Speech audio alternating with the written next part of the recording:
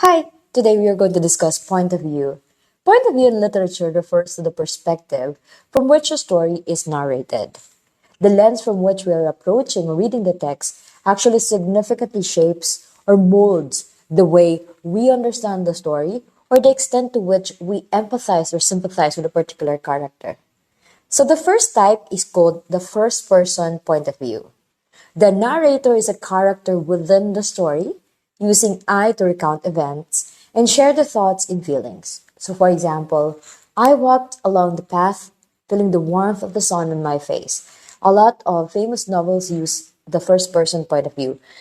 Even Hunger Games uses the first person point of view, Katniss Everdeen's point of view.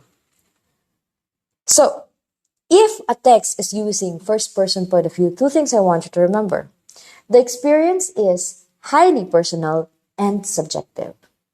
Therefore, to an extent, the experiences may sometimes not make sense to us, but because it is quite personal to the person, that the emotions and the experiences is real and valid.